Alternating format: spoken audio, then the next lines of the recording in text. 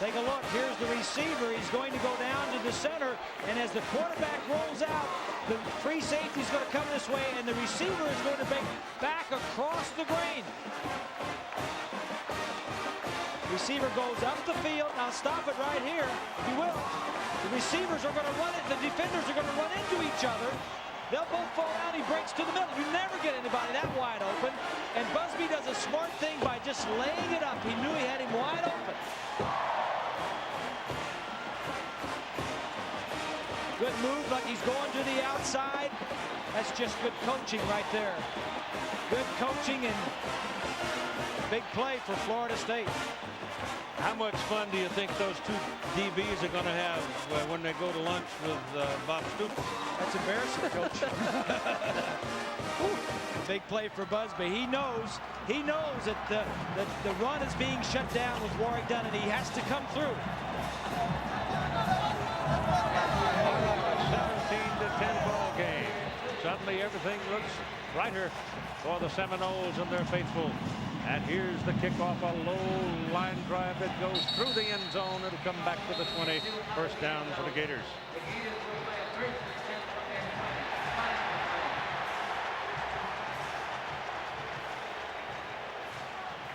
Now you got a penalty flag sitting up there on about the 18-yard line.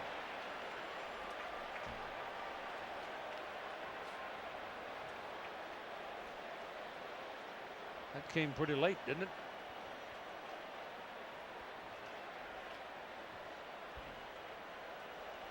Let's check in with Swanee for a moment. Well, Keith, just a little bit of bad news for the senior Cameron Davis, defensive end. He sprained his right knee, and the doctors tell me he is out for the rest of this ball game. Not the way he wanted to end his last ball game as a Gator, Keith. First down. All right, Swanee, that's a personal foul call against Florida State. And it moves the ball out to the 35. Watch the left side of the screen here. See if we can catch something. Yeah, that's right there and threw that. So the Seminoles now, having absorbed the personal foul call and having scored the touchdown, all jacked up, smother that play just about the line of scrimmage. Oh, the quarterbacks are doing. Let's have a little quarterback comparison. Danny Wuerffel, the Heisman Trophy winner. Numbers are very similar to Thad Busby, who's been a little bit inconsistent this year, but tonight is doing what his team needs, and that is coming through. Heisman Trophy winners don't always win in the Sugar Bowl.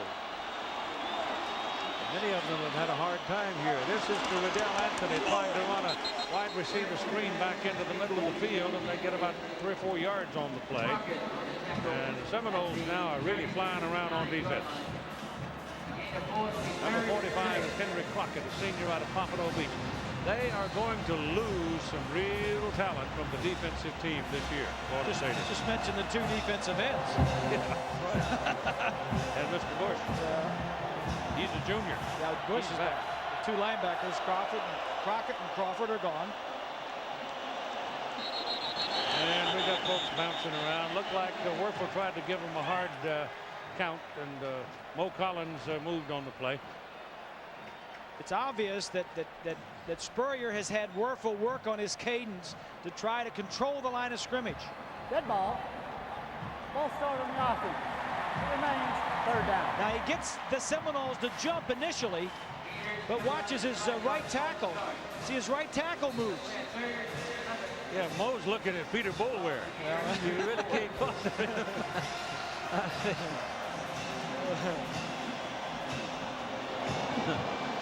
Third down now and 11. Wuerffel gets it away. It's caught. And a penalty flag is from the linesman across the way. And I don't think that play's going to hold up. Hilliard went up to make the catch. It's one of those kind of things that very oftentimes is good ball. Holding. Ball start on the offense. And it's false start. It's got to be the tackle on that side if the linesman. Watch the far side tackle. 79 Collins. See him backing up? Just backing up a little bit.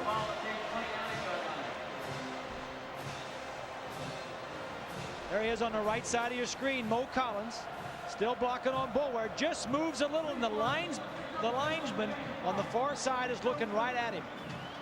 That's 9 flags now on the Gators for 55 yards. It's those types of things. It's not so much always the yardage. It's what it takes away from you. That's right. It took that play away. And it's now 3rd and 16. A big difference.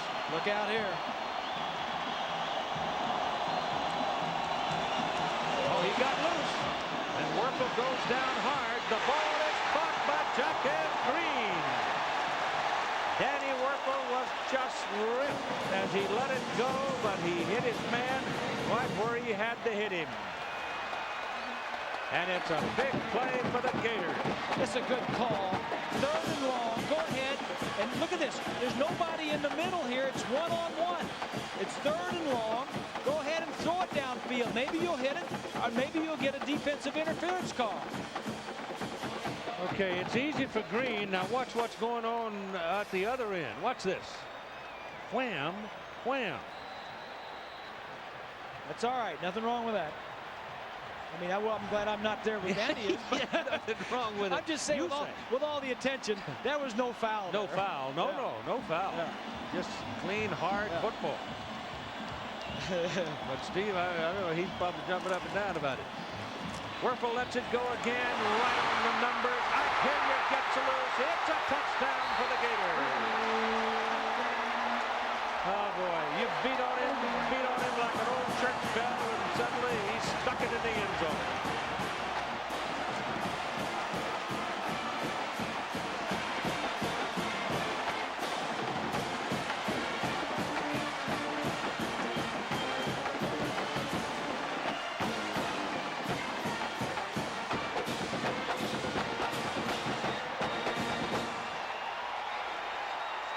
Wow.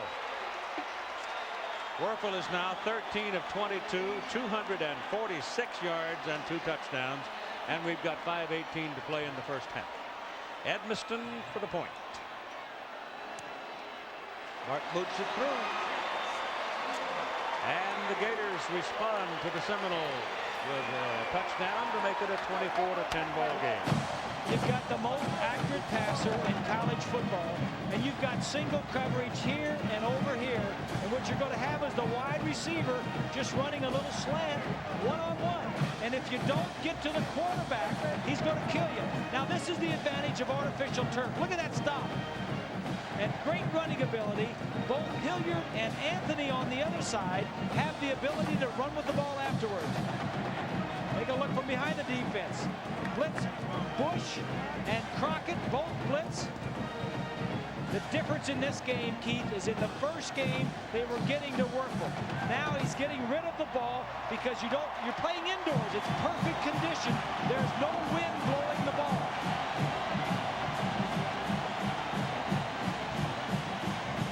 You couldn't want any better conditions if you were a throwing team than an indoor dome stadium, artificial turf. That team will kick it off now. Ike Hilliard has had a fine season.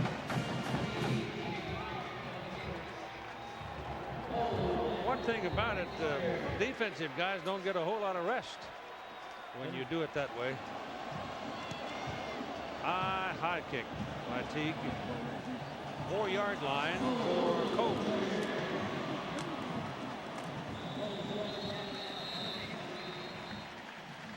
Florida special teams have done very well tonight. Ball is on the 21-yard line where it'll be first down for Florida State.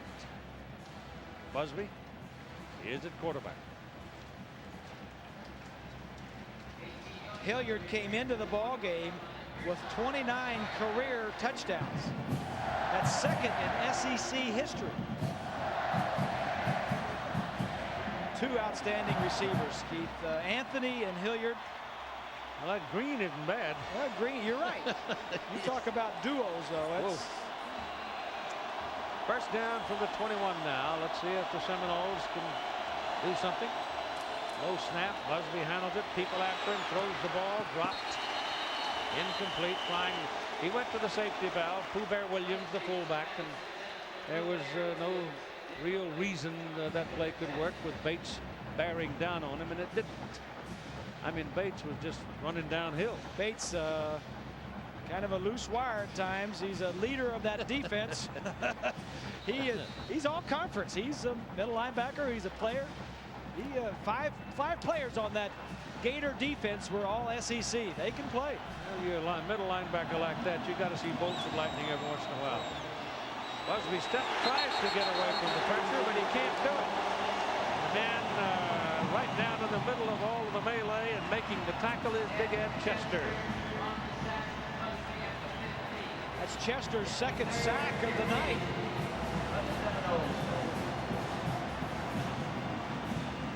To the left side, that's long 51, and really this is just it's a coverage sack. The quarterback tried to get out of there, and Gators came in with 48 sacks on the year, which was tops in the SEC. They've got 3 tonight.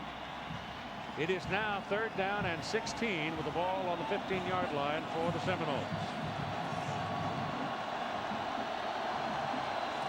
They snap it to Dunn. And Warrick Dunn cannot get loose. Every time he moves, there's somebody moving with him. And they'll have to punt it again.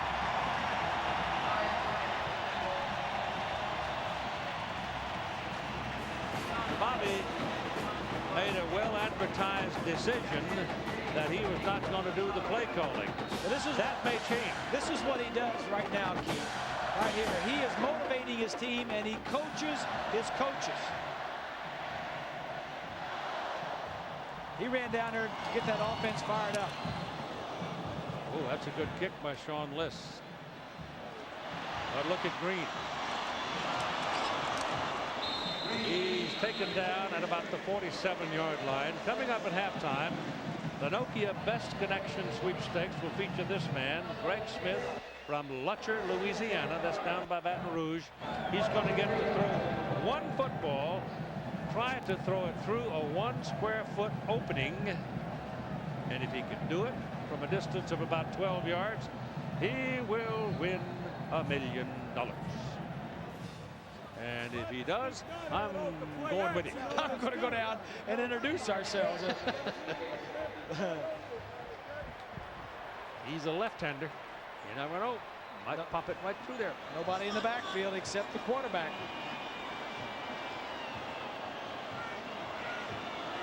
Cripps at the bottom of the picture.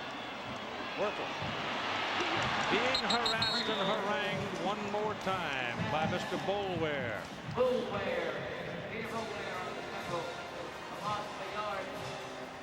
Boulware is just going to run around Pillar. I think it's Zach on that side. No, that's the tight end. There's no way the tight end, Allen. You can't expect your you can't expect your tight end to block that man. You call him Mr. in the second quarter. He keeps playing like this. He'll be Sir. Yeah, he was sick too before the ball game. Boulware. 2nd down. Call it 11. Passes away and batted down by the defender on the play. Number 4, Troy Saunders. This ball was almost picked off. The receiver stopped, and Danny threw it a little bit further to the inside. Riddell Anthony, the intended receiver. Anthony at the top of the screen is going to go down one little curl. Watches the ball's inside a little bit. Saunders almost had a piece of that. As actually, Riddell knocked it down, didn't he? Crockett, number 45, goes over and says hello. Yep. There are times when the receiver has to be the defender. Keep that other fellow from going the other way. 3rd down, 11.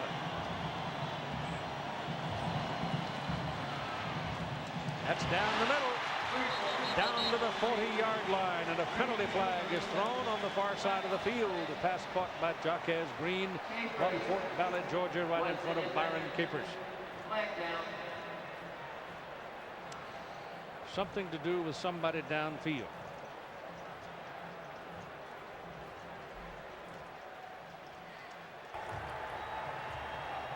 Ineligible receiver downfield. A 5-yard penalty. Steve wants to know. Steve wants to know who it was. Who was it? And he obviously doesn't like it.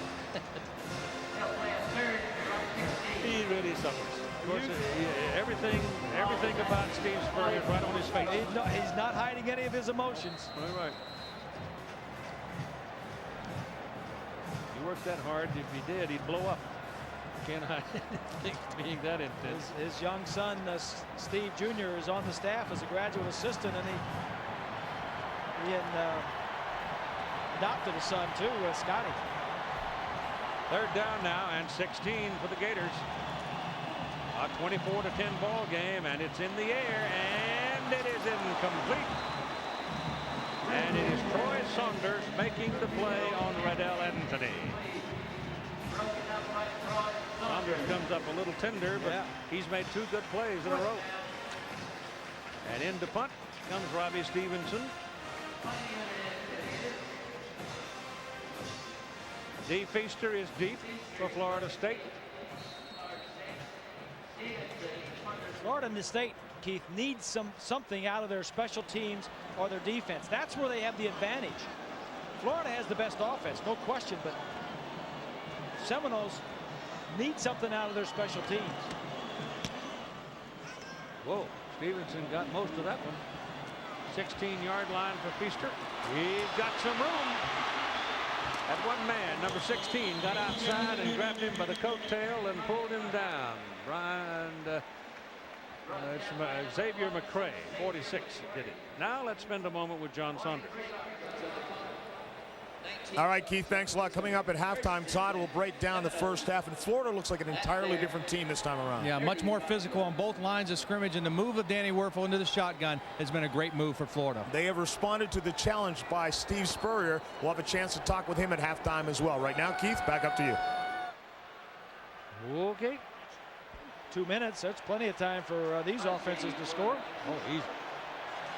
From the 34-yard line. Under center, Busby having a little trouble. Somebody after him all the time. Pass completed to E.G. Green. Green is taken down inside the 45 at the 43 of Florida.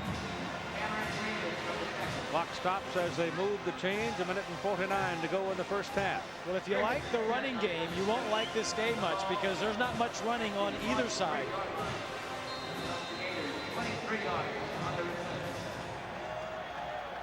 24-10, Florida leading.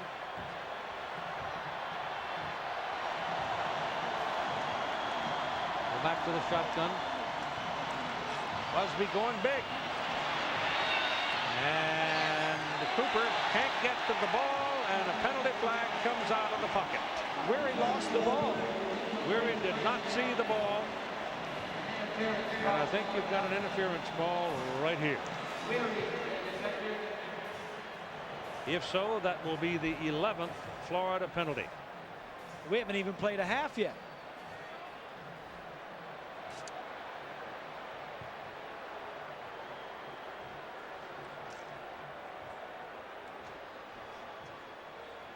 Randy was warned, get a good night's sleep before the game. Pass interference of the defense. 15-yard penalty from the previous spot. Automatic first down. Weary is number 24. He uses the side of the ball and then just runs to the receiver, puts his arm out on the receiver, and Cooper is trying to catch it. It's a nice call by the official. It's really an easy call and probably a smart play by Weary because he lost where the ball was and he says, I'm going to the receiver and just interfere with it. 28-yard line, first down for the Noles. Ball is handed off to Warrick Dunn. Cuts it back, runs into trouble at the 25. Lawrence Wright, right up on the line of scrimmage and involved in that defensive play, but there's a Gator shaken up. It's Keith Council, a defensive tackle. Teams all year have come in against Florida State and said, we're going to stop Warrick Dunn, and they'll put 7 or 8 players up in the box to stop the offense. And he's faced this all year, and for the last 3 years he's made over 1,000 yards each of those years. It's just been amazing what he's done with the defenses stacked to stop him. They're not it looks like it's some kind of an arm or a shoulder injury to Council, who is a 273-pound junior out of Orlando. A minute 15 to go in the first half.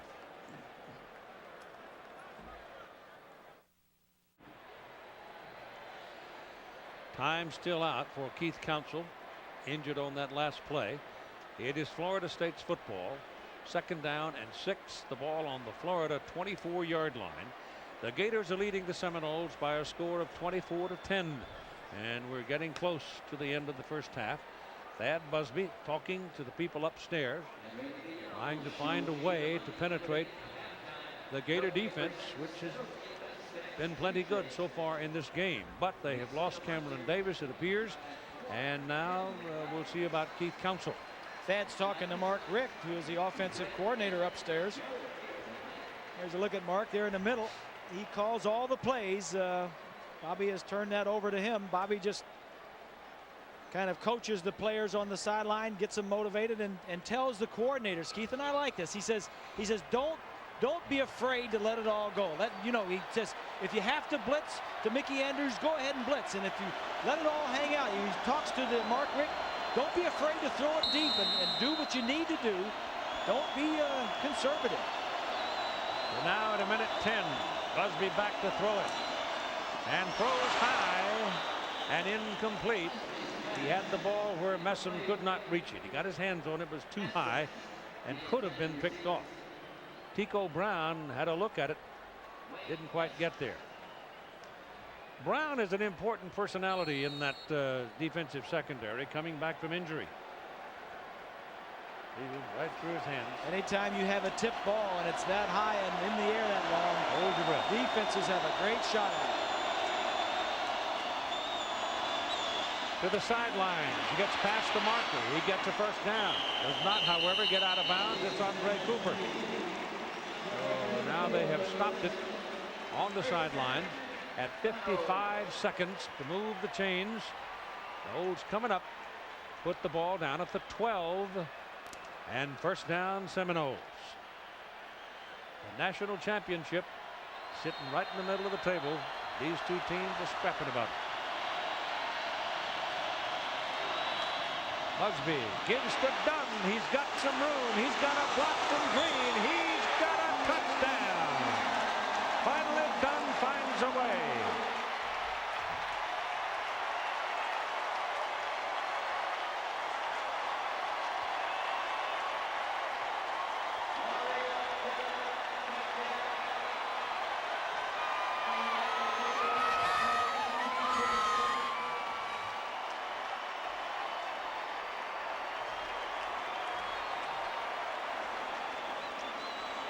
Scott Bentley for the point.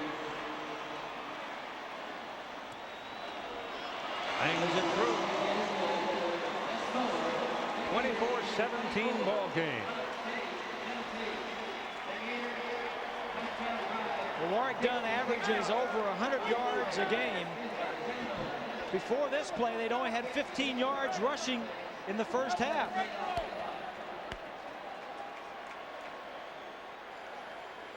'70 is Thomas. Good block right here. Right there by E.G. Green that comes up. Dunn has always played well against the Gators and played very well in big games. And this is the first really play that he's made in this ball game. Good block by the fullback. And he just outruns right, number 4, to the sideline.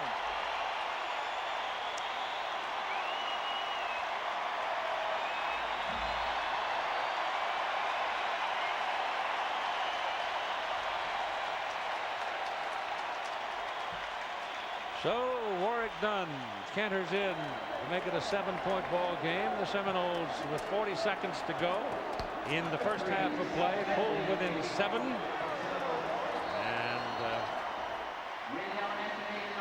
brightened the horizon considerably for the Seminoles. This is a short kick that's finally controlled by Elijah Williams.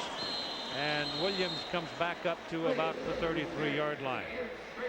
In the 1995 Sugar Bowl, when Florida State and Florida had a rematch after a 31 tie, Dunn had the first pass completed of his collegiate career, a 73-yarder to Omar Ellison. And the Seminoles won the ball game over the Gators by 23-17. He's awfully important to this offense, and the Gators know that. They know he can throw passes. He threw one 33 days ago, November 30th, in Tallahassee. They know that they need to stop Warrick Dunn. Hand the ball off, goes to Terry Jackson, and he gets outside, and he's got some room, and he's a big fella. And he runs all the way down to the 41-yard line of Florida State, and there's 27 ticks remaining on the clock. Better not go to sleep. Not on this offense. They scored too quickly. They got a timeout left. Bobby's writing down some notes for what he wants to say at halftime. Looks like he's already got about 5 or 6 on that sheet. Yeah, he may need an extra 5 minutes. Yeah.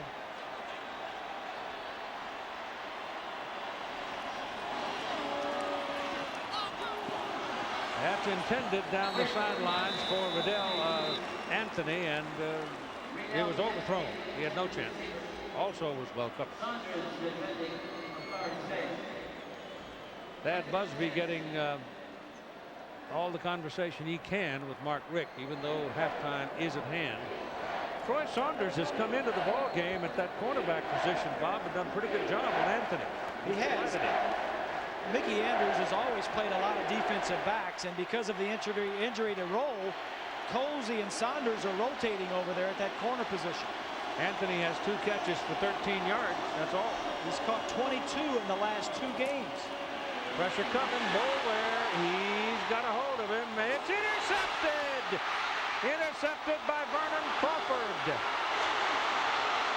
Throw to somebody that can run. Werfel is decked hard by Wilson, but finally they get Crawford down around the 38-yard line, and time runs out.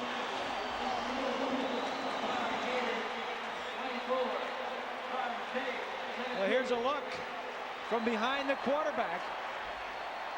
Boulware again will not go down, tries to make a play, and Crawford, 47, sees visions of grandeur right here. He's looking watch here now. You're going to see Werfel get busted right there.